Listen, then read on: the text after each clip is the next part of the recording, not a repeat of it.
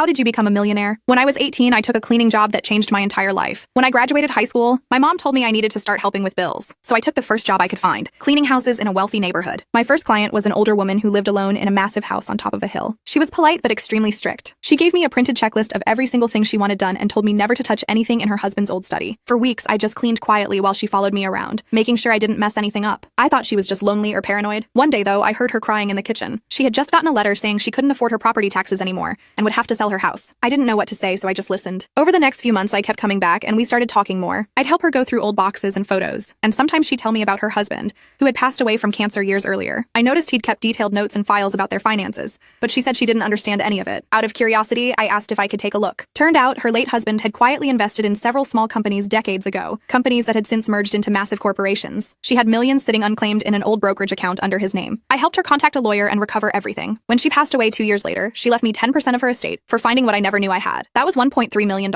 I never expected my first job to make me rich, but kindness did.